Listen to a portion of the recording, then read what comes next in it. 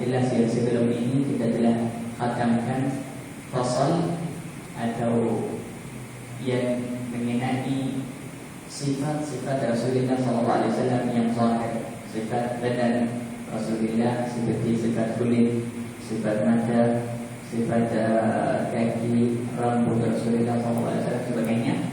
Semuanya alhamdulillah fasalnya ataupun bab yang sedikit khas untuk itu alhamdulillah kita sudah faham.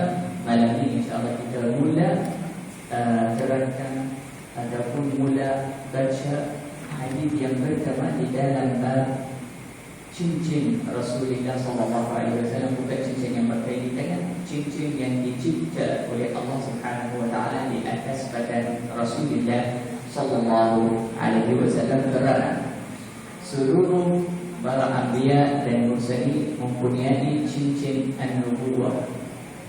Cincin itu adalah sebagai tanda bahawa lelaki itu adalah nabi ataupun rasul.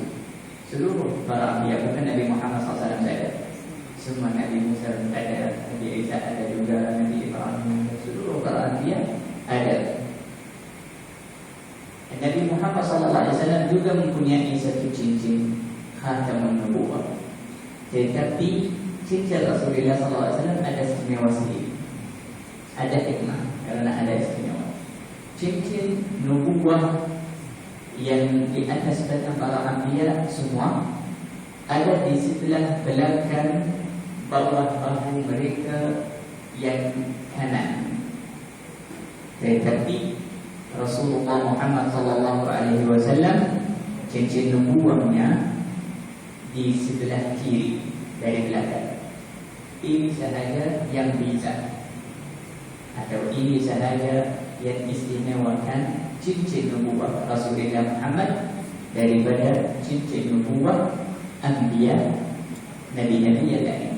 Nabi Muhammad SAW cincinnya di sebelah kiri, yang dari belakang Rasulullah SAW di sini, di sebelah kiri. Di belakang ada cincin nubuwah, tanda bahawa Muhammad itu adalah nabi benar. Di dalam buku samawi, At-Taurat, Wal-Injil, Wal-Zabur dan semua buku yang Allah turunkan ke atas para anbiya, ada tulis daripada tanda di antara tanda-tanda Muhammad yang akan datang di akhir zaman itu nabi, dan dia adalah nabi akhir zaman. Dia mempunyai satu cincin di sebelah kiri di bawah bahunya dari belakang dia sallallahu alaihi wasallam. Hadis yang pertama Al-Imam At-Tirmidzi cerita, dia sebut di dalam hadis ini satu cerita yang jadi untuk satu sahabat di masa sahabat itu masih budak kecil, namanya As-Sa'ib bin Yazid. As-Sa'ib bin Yazid di masanya masih budak kecil, beliau mempunyai satu khala, yakni adik-beradik ibunya, satu makcik yang adik-beradik ibunya membawa As-Sa'ib itu di waktu As-Sa'ib itu sakit. As-Sa'ib itu adalah sahabat di waktu dia budak kecil, dia dapat penyakit di dalam kakinya dan tak dapatkan obat. Jumpa doktor tak ada faedah. Usaha untuk hilangkan penyakit itu tak dapat, dan beliau merasa sakit sangat. Selepas mereka merasa kalah, tak ada faedah, dan budak kecil itu dia asyik menangis dan sangat sakit, makciknya bawa dia jumpa Rasulullah Muhammad SAW. Ini hadis pertama. Makciknya pergi kepada Rasulullah sehingga jumpa Rasulullah. Ya Rasulullah, anak abang saya ini namanya As-Sa'ib adalah sakit, dan saya minta dan mohon daripada Rasulullah SAW untuk berikan ubat kepadanya. Subhanallah, ini satu ajaran. Di dalam cerita ini sebenarnya maksud cerita ini, tajuk cerita ini di hadis pertama cincin nubuah. Tetapi banyak faedah yang lain juga ada di dalam hadis ini dan cerita ini. Banyak ilmu yang ada di dalam hadis ataupun cerita ini. Yakni ajaran yang pertama atau ilmu yang pertama, keadaan masyarakat di zaman Nabi Muhammad SAW dan sahabat Rasulullah, mereka selalu kalau merasa kalah, ubat-ubat tak jadi, tak ada manfaat, doktor-doktor yang lain merasa kalah, ataupun kadang-kadang sebelum mereka pergi kepada doktor ataupun ubat, terus pergi jumpa kepada Rasulullah sallallahu alaihi wasallam. Orang yang kurang ilmu, yaitu orang yang berfikir atau yang ada di dalam i'tiqadnya atau fikirannya Muhammad sallallahu alaihi wasallam adalah nabi syariat sahaja yang mengajarkan kita salat, puasa, haji, sedekah, ibadah, zikir, selawat, menangis khusyuk, cinta, ridha, sabar, sifat-sifat ini. Dan itu benar, tapi bukan sahaja. Jika dia cakap sahaja, dia salah. Rasulullah sallallahu alaihi wasallam adalah seorang yang paling ilmunya luas. Sallallahu alaihi wasallam. Ilmu Rasulullah sallallahu alaihi wasallam, ilmu akhirat dan ilmu duniawi amat luas. Ilmu Rasulullah sallallahu alaihi wasallam ada ilmu tentang syariat dan ini tak ada syariat. Rasulullah sallallahu alaihi wasallam ilmunya luas tentang tanam pokok, tentang buah-buah yang orang-orang khas untuk itu. Kita pun tak tahu, mesti ada orang yang memang belajar itu khas. Tapi Rasulullah SAW dengan fitrahnya, dia sudah tahu. Allah Subhanahu wa ta'ala berikannya kepadanya ilmu itu. Tentang Rasulullah SAW cerita macam mana nak selesaikan masalah perang atau masalah gaduh di antara dua kampung atau dua negara. Rasulullah SAW ilmunya luas tentang itu. Rasulullah SAW tentang doktor juga yang seperti hadis ini. Rasulullah SAW ilmunya luas sehingga Al-Imam Ibn Al-Qayyim, Imam Ibn Al-Qayyim ini salah satu ulama besar, menulis satu buku namanya At-Tibbun Nabawi. At-Tibb An-Nabawi, Doktor Nabi Muhammad, nama buku Doktor Nabawi, atau ubat-ubat oleh Doktor Nabawi Nabi Muhammad SAW. Beliau sebut di dalam buku itu semua hadis-hadis yang Rasulullah SAW pernah selesaikan masalah penyakit-penyakit yang ada di zamannya. Dan yang tak pernah jadi tapi dia akan datang, Rasulullah SAW pernah bagi kepada mereka macam mana ubatnya. Sehingga seperti mana As-Sa'id ini, makciknya lepas beliau merasa sakit, dia tak kata mesti kita guna ubat lagi atau macam mana. Dia pergi dengan i'tiqad, dengan yakin, dengan iman bahawa Rasulullah Muhammad bukan ilmu sahaja syariat, dia ada juga ilmu doktor. Boleh berikan ubat kepada anak saudara ini. Dan kalau kadang-kadang boleh bagi ubat zahir, kadang-kadang boleh selesaikan masalah penyakit itu oleh doa, oleh sentuh, oleh air liur beliau sallallahu alaihi wasallam, ataupun oleh apa-apa yang Rasulullah SAW akan guna. Seperti hadis ini, Rasulullah SAW memberikan sihatan dan menyelesaikan masalah penyakit As-Sa'ib ibn Yazid itu dengan sentuh tangan beliau. Kam abra'at wasiban bin lamsi rahatuhu Rasulullah SAW. Imam Al-Busiri di dalam qasidah Al-Burdah beliau berkata, kam abra'at wasiban bin lamsi rahatuhu. Beberapa kali tangan beliau sallallahu alaihi wasallam telah memberikan kesehatan dan keselamatan orang yang sangat sakit dan yang sangat ada penyakit yang bahaya oleh tangan beliau sahaja sallallahu alaihi wasallam. Tak guna pun apa-apa, walaupun kadang-kadang penyakit-penyakit yang bahaya, yang besar, yang teruk sangat, tetapi itu pun takkan menjadi besar di depan tangan Rasulullah. Takkan menjadi susah jika tangan Rasulullah Muhammad SAW telah sentuh kepada timban atau badan itu.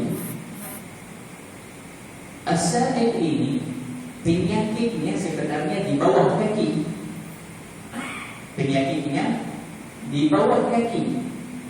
Tetapi Rasulullah SAW letak tangan beliau di atas kepala. Cukup itu pun barakat akan sampai. Obat yang benar-benar, obat yang takkan kalah, obat yang takkan timbul, dia akan sampai sampai kaki. Walaupun tangan letak di atas kepala. Ya Rasulullah, anak saudara ni sakit kakinya dan sakit kepala sikit juga. Rasulullah SAW terus mensentuhkan kepalanya, letakkan beliau di atas kepala As-Sa'ib itu. Kemudian baca doa untuk dia. As-Sa'ib beliau cerita, dia kata waktu Rasulullah SAW letak tangan beliau di atas kepala saya, dia baca doa, Allah Subhanahu wa ta'ala memberkatikan kamu. Barakallahu fi. Allah Subhanahu wa ta'ala memberkatikan kamu. Selepas itu Rasulullah SAW pergi kepada untuk nak uruskan sudah masuk waktu salat. Rasulullah SAW pergi tempat wudu, nak ambil wudu, dan As-Sa'ib masih ada, sebab dia masih ada. Dia ada di tempat itu. Dan beliau dari mula Rasulullah SAW letak tangannya sudah selesai penyakitnya, sudah boleh jalan, okey, tak ada masalah, tak ada apa-apa. Bukan itu sahaja, Rasulullah SAW pernah balikkan mata orang yang telah keluar. Bukan sahaja bagi dia ubat. Ini dulu di zaman ini operasi. Kalau di zaman teknologi sekarang tiada, kita takkan jumpa satu orang di mana-mana boleh balikkan mata orang yang telah keluar sudah di atas bibirnya, dia boleh balikkannya oleh tangan. Tak ada. Doktor akan jemput berapa-berapa orang yang bantunya di dalam bilik operasi. Tak boleh orang masuk berapa-berapa jam, tak tahu berapa ayat pun, berapa ribu. Yang lamanya ceritanya.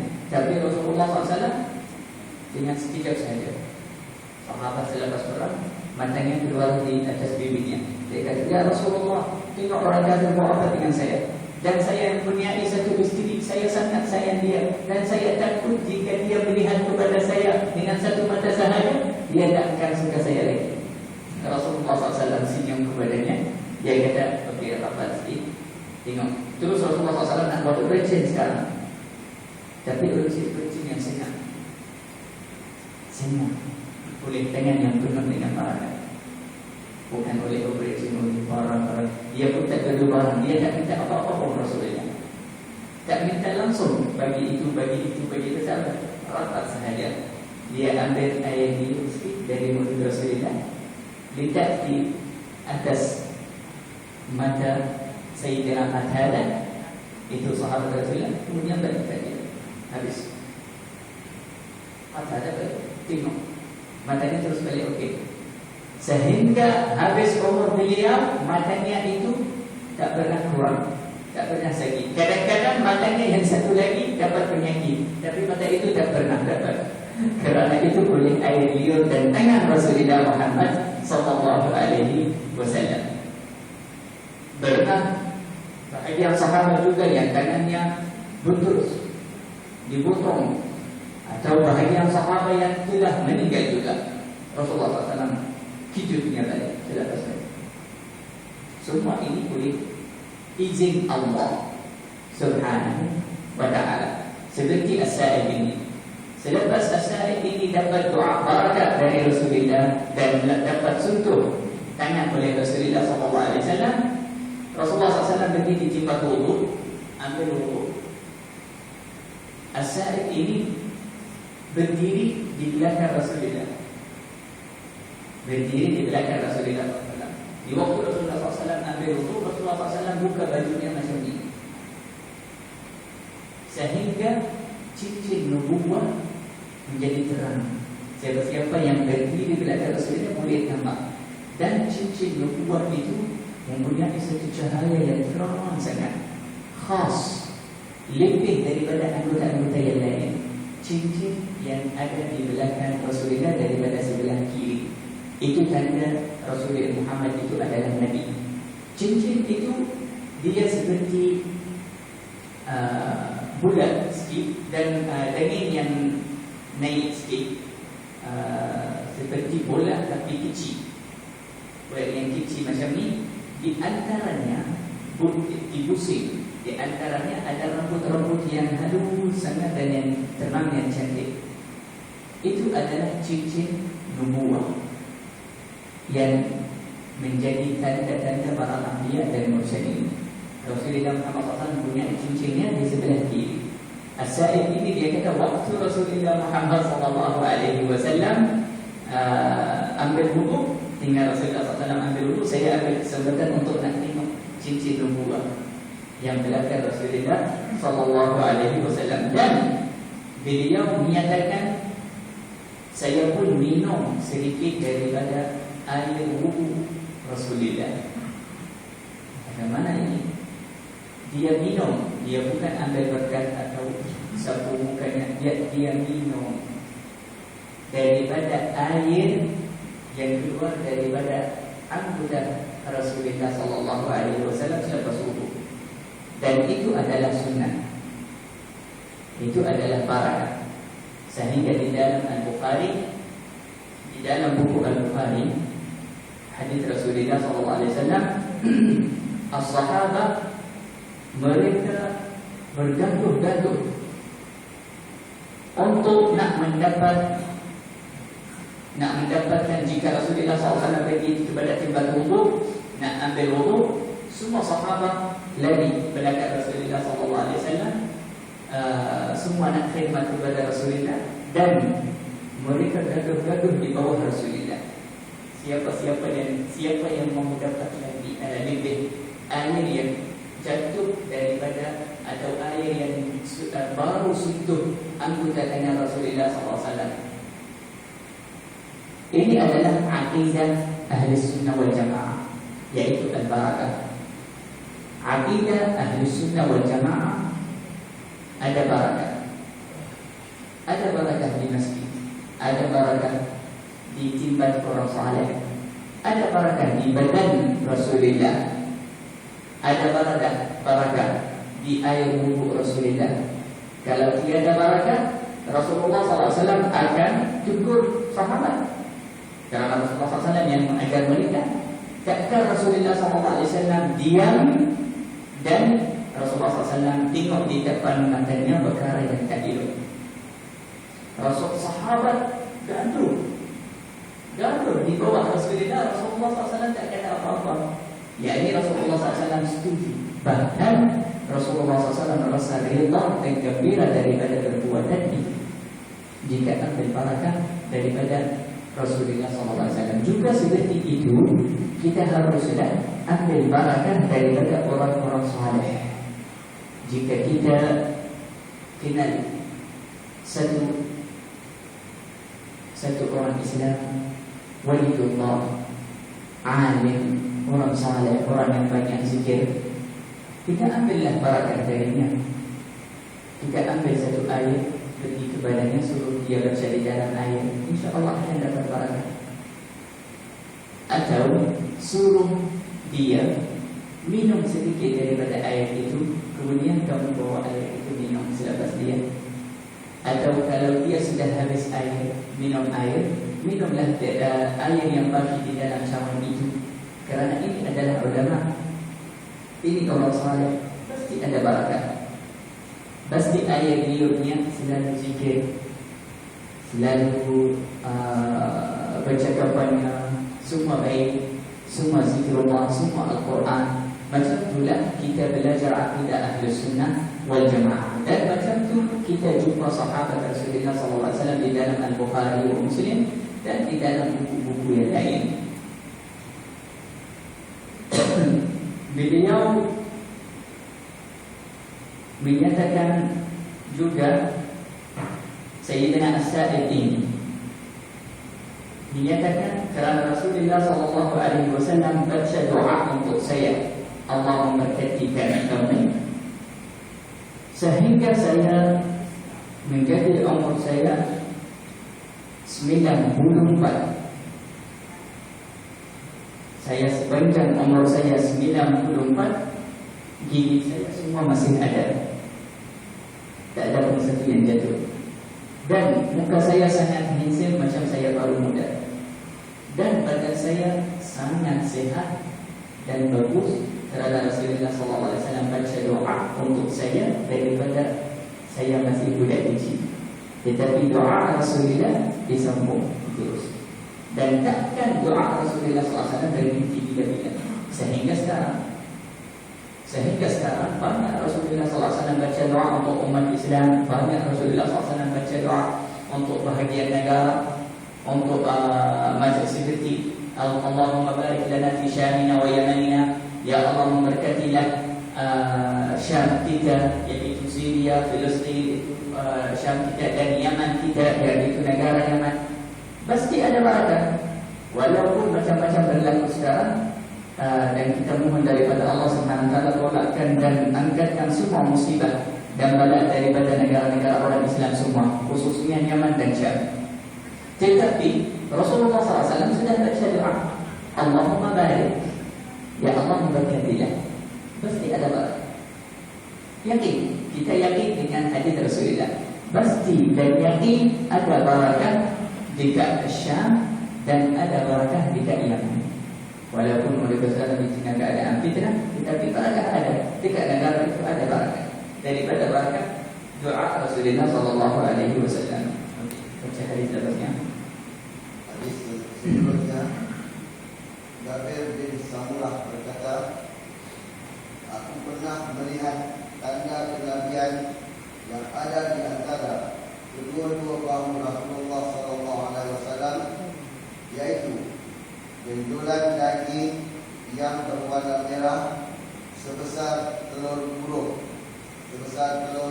merpati. Direkodkan oleh Imam Muslim, Imam Ahmad, Imam At-Tabrani dan Imam At-Tirmidzi.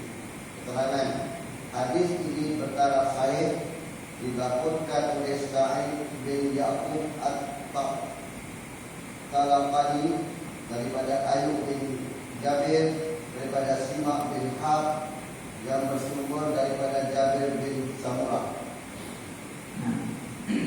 Di dalam hadis ini dia pun nak terangkan sedikit tentang cincin nubuah. Dia menyatakan saya pun pernah di Jabir bin Samurah, saya pernah pun melihat kepada cincin nubuah Rasulullah SAW, dan cincin itu sebagai ataupun sebenarnya seperti telur burung.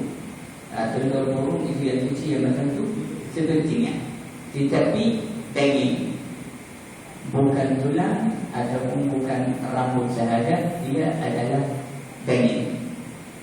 Okey, hadis atasnya. Hadis 18, Rumaisah berkata, aku mendengar Rasulullah SAW yang pada waktu itu berada sangat dekat denganku, sehingga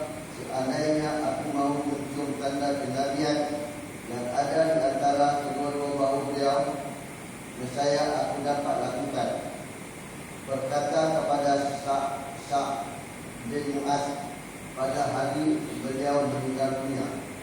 Aras Allah bergegar kerana kematian Sa'd. Direkodkan oleh Imam Tirmizi dan Imam Ahmad. Keterangan hadis ini bertaraf sahih dilaporkan oleh Abu Mus'ab Al-Madini daripada Yusuf Al-Majishun daripada ayahnya iaitu Yaqub bin Abi Salamah Al-Majishun daripada Asim bin Umar bin Qatadah yang bersumberkan daripada neneknya iaitu Humaisah.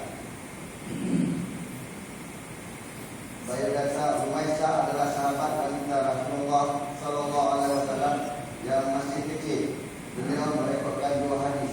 Sebuah hadis lagi mengenai solat duha. Nah, hadis ini hadis yang ke-18 daripada Rumayyah. Ini adalah nenek Sayyidina Qatadah. Amr bin an abihi an Asim bin Amr bin Qatadah an jaddatihi. Ini Sayyidina Qatadah, sahabat Nabi sallallahu alaihi wasallam, meriwayatkan hadis ini daripada neneknya. Neneknya namanya Rumayyah. Rumayyah ini pernah hadir satu jenazah bersama Rasulullah sallallahu alaihi wasallam masa dia kecil juga. Jenazah itu jenazah Sayyidina Sa'd bin Mu'adz, sahabat Nabi Muhammad sallallahu alaihi wasallam. Ini adalah satu sahabat yang amat hebat juga di antara sahabat Nabi sallallahu alaihi wasallam, daripada sahabat yang hadir bersama Rasulullah SAW di dalam perang Badar, Ghazwah Badr Kubra bersama Rasulullah sallallahu alaihi wasallam. Namanya Sa'd bin Mu'adz. Sa'd bin Mu'adz ini meninggal, asbab meninggalnya, dia meninggal oleh di dalam perangan Al-Khandaq, di dalam Ghazwat Al-Khandaq. Beliau mendapat penyakit yang bahaya di dalam perangan itu, sehingga tiada boleh berdiri lagi, tiada boleh pun rasa tenang. Selepas 1 bulan daripada Ghazwah Al-Khandaq, beliau radhiyallahu anhu meninggal balik kepada Allah Subhanahu wa taala. Sa'd bin Mu'adz ini salah satu orang daripada sahabat yang besar sangat. Kemudian Rumayyah ini sahabiyah, perempuan sahabat, wanita sahabat. Dia menyatakan, di waktu itu saya dekat sangat daripada Rasulullah sallallahu alaihi wasallam. Di waktu Rasulullah sallallahu alaihi wasallam jalan bersama sahabat Rasulullah, bersama sahabat-sahabat semua, angkatkan jenazah Sa'd bin Mu'adz. Dan Sayyidina Rasulullah sallallahu alaihi wasallam ditinggal Rasulullah SAW jalan. Ditinggal jenazah Rasulullah SAW jalan ke atas jari kakinya. Macam ramai orang. Walhal ada lagi rumah sikit di antara, di sebelah Rasulullah, sebelah kanan, sebelah kiri macam tu. Tapi Rasulullah SAW caranya jalan macam ramai, macam orang jam sangat, ramai sangat. Sahabat tanya kepada Rasulullah, ya Rasulullah, kenapa jalan macam tu? Dia kata, Allah Subhanahu wa taala hantarkan 70,000 malaikat hadir bersama kita jenazah Sa'd bin Mu'adz ini.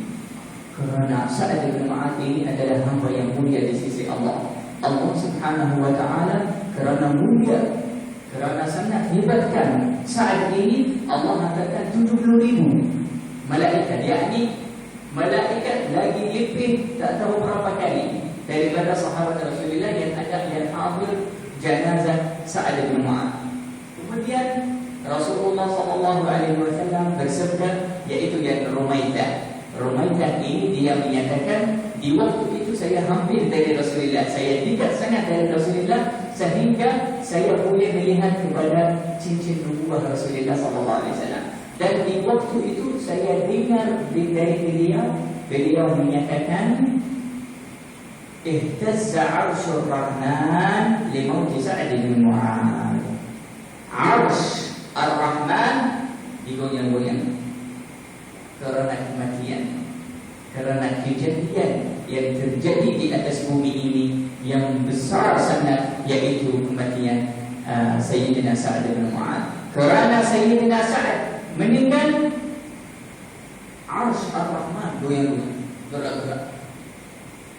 Kerana hormat dan kehebatannya dan agungnya kepada Sa'ad bin Mu'adz. Tengok, sehingga Arsy Ar-Rahman tiada orang lain. Sa'ad bin Mu'adz sahaja. Di waktu beliau meninggal, Arsy Allah, Arsy Ar-Rahman goyang. Rasa sedih, rasa sangat, yakni macam tunjuk ini adalah perkara yang sangat hebat, yang sangat agung. Yakni sekarang Arsy Ar-Rahman simpul kepada ruh Mu'adz, ruh arwah Sayyidina Sa'ad bin Mu'adz naik kepada langit, kepada Arsy Ar-Rahman, sehingga Arsy Ar-Rahman goyang-goyang waktu jumpa arwah Sa'ad bin Mu'adz. Ini adalah satu kelebihan untuk sahabat Rasulullah SAW yang namanya Sa'ad ibn Mu'adz radhiyallahu anhu. Juga Rasulullah SAW pernah satu orang bagi hadiah kepada Rasulullah SAW satu jubah yang amat cantik, yang sangat terang cahayanya, sehingga sahabat semua rasa pelik dan rasa semua pandang kepada Rasulullah SAW dan terfikir dengan jubah itu yang cantik sangat. Rasulullah SAW terus faham dari muka mereka rasa pelik dan rasa sangat terkejut jubah yang cantik itu yang terang. Rasulullah SAW tanya kepada sahabat, adakah engkau semua terkejut kerana kecantikan jubah ini? Dari jubah ini rasa terkejut, rasa pelik sangat, dia cantik sangat, dia tak lekat mata. Mereka kata, ya Rasulullah. Rasulullah SAW kata kepada mereka, la manadilu Sa'din fil jannah khairan minha. Tisu yang Sa'ad ibn Mu'adz itu, Sa'ad ibn Mu'adz, tisunya yang beliau guna, tisu Sa'ad yang beliau guna di dalam syurga lagi cantik, lagi wangi, lagi mahal, lagi terang daripada jubah ini. Jubah itu di antara jubah-jubah yang mahal di satu dunia. Alir, terang cahayanya, bersihnya, warnanya, dan sangat cantik. Rasulullah SAW bersabda, bukan jubah Mu'adz, bukan pakaian Mu'adz, bukan baju mata, tisunya yang beliau bersihkan kotoran atau beluh yang di dalam badannya, lagi cantik, lagi wangi, lagi sedap, lagi cantik daripada jubah itu. Manadi Sa'ad sahaja, tisu yang Sa'ad radhiyallahu anhu guna. Kerana itu Rasulullah SAW pernah bersabda juga, bukan tisu Sa'ad sahaja, perempuan-perempuan syurga, huriyah, perempuan yang Allah Subhanahu wa ta'ala ciptakannya di dalam syurga, tisunya yang dia guna. Mereka mempunyai tisu yang dia guna, sapu ataupun gosok beluh. Rasulullah SAW bersabda, jika satu perempuan daripada ahli syurga sekarang, daripada syurga, dia bersihkan beluhnya oleh tisu, kemudian dia buangkan tisu ini untuk ahli dunia ini, di atas bumi dunia ini, akan menjadi, kalau dia letakkan tisu ini di hujung dunia sana, yang di hujung dunia yang lain sana akan bau wanginya tisunya. Dan tisu itu jika jatuh di dalam laut, laut akan jadi sedap. Ini baru tisu sahaja, tisu yang ada beluh ahli-ahli syurga di dalam syurga Allah Subhanahu wa ta'ala.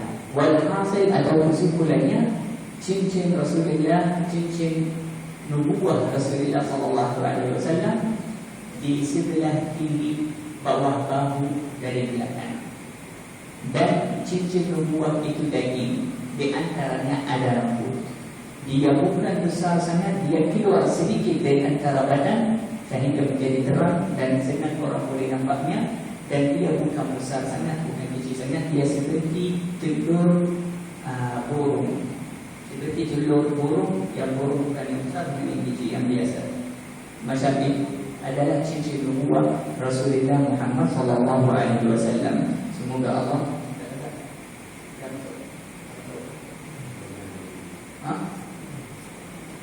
masuk tu kan? Belum baca. Boleh. Dalam soalan tak? Belum. Baca.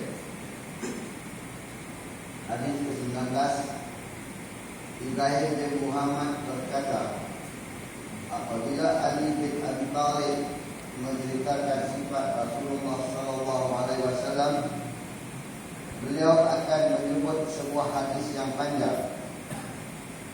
Beliau berkata, di antara kedua-dua bahunya terdapat tanda kenabian dan beliau adalah Nabi yang terakhir. Keterangan dilaporkan oleh Ahmad bin Abdah Ad-Darbi dan Ali bin Huj dan lebih daripada seorang guru Imam Tirmizi yang menerima dari Isa bin Yunus daripada Umar bin Abdullah yang bersumber daripada Ibrahim bin Muhammad.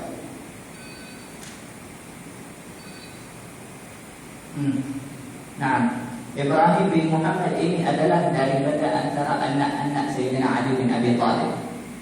Beliau cerita daripada Sayyidina Ali bin Abi Thalib, dia berkata, selalu Ali bin Abi Thalib jika beliau sebutkan atau cerita kepada orang Islam sifat-sifat Rasulullah Muhammad SAW, selalu dia sebut sifat banyak. Nanti di hujung beliau menyatakan baina katifaihi khatamun nubuwah, di antara dua-dua bahunya adalah cincin nubuwah. Dan beliau, yakni Muhammad SAW, adalah khatamun nabiyyin, penutup para anbiya dan mursalin, yakni tiada Nabi selepas Nabi Muhammad SAW. Nabi SAW An-Nabi Al-Khatam, yang bertutur nubuwah daripada Allah Subhanahu wa Ta'ala. Baca hadis dari selepas ini. Hadis ke-20, Abu Zaid Amr bin Akhtab Al-Ansari berkata kepada Elba bin Ahmad, Rasulullah SAW pernah berkata kepadaku, wahai Abu Zaid, kemarilah dan usaplah belakang badanku. Aku pun mengusap belakang badan Rasulullah SAW dan jari jemariku menyentuh tanda kenabian. Elba bertanya kepada Abu Zaid, bagaimanakah bentuk tanda kenabian itu? Abu Zaid menjawab, gumpulan rambut. Direkodkan oleh Imam Tirmizi dan Ahmad. Keterangan hadis ini bertaraf sahih, dilaporkan oleh Muhammad bin Bashar daripada Abu Asyik, daripada Uzah bin Salih, daripada Elba bin Ahmad al-Yusikuri, yang bersumber daripada Abu Zaid Amr bin Akhtab Al-Ansari. Nah, ini sahabat Rasulullah SAW, namanya Abu Zaid Amr bin Akhtab Al-Ansari. Sebenarnya beliau duduk bersama Rasulullah SAW dan di dalam hatinya sangat semangat nak dapat sentuh cincin nubuwah Rasulullah SAW.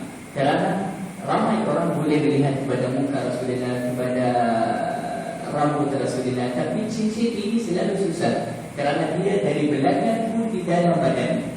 Sebab itu mereka perlu sungguh-sungguh dan ataupun perlu minta terus daripada Rasulullah. Rasulullah tunjuk kita cincin nubuwah. Tapi Abu Zaid ini, Abu Amr bin Akhtab Al-Ansari ini daripada Al-Ansar, beliau sahaja di dalam hatinya dia sangat ingin dapat sentuh cincin nubuwah Rasulullah SAW yang ada belakangnya. Tapi tiba-tiba Rasulullah SAW dengan cahaya nubuwah, dengan cahaya wahyu terus dapat tahu kita Al-Ansari ini sebenarnya mahu sentuh cincin Rasulullah. Rasulullah SAW terus pandang kepadanya, dia kata, ya Abu Zaid, ya Abu Zaid, panggil kepadanya, mari sini, rapat daripada saya, cuba gosok belakang saya, ada perlu tolong saya garu.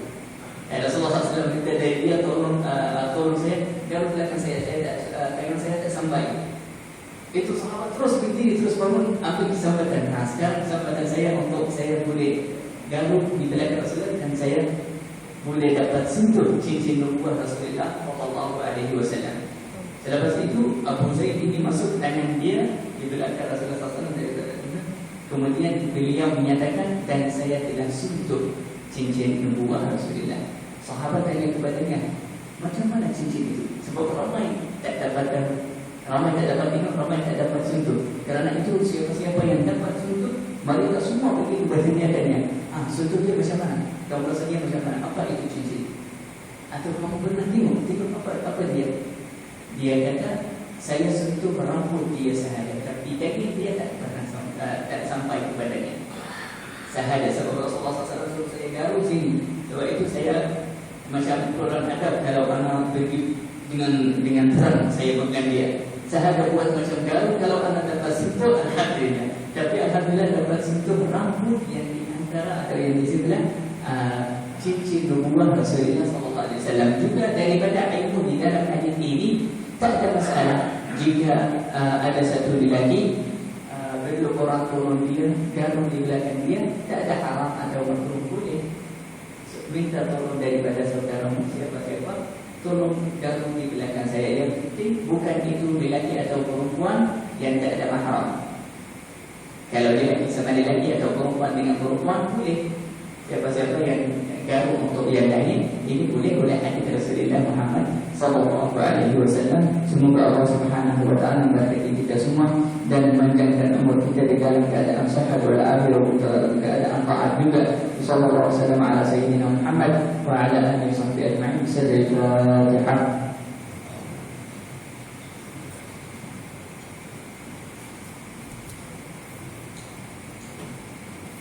Terima kasih Ustaz. Selepas solat Isya nanti, Syekh Mahmud ada membuat CD kasidah beliau. Ada kita ada table kat sana, bantuan buat bolehlah tengok. Sebab ni support sikit pada Syekh. Sebenarnya album itu anak baru habis ikut album Qasidah Al-Burdah. Qasidah Burdah ini semua puji Rasulullah, semua sifat Rasulullah dan sirah Rasulullah sallallahu alaihi wasallam. Tapi kita berikutnya di dalam satu CD, siapa-siapa yang suka dengan qasidah di dalam kita boleh dapatkan tersebut.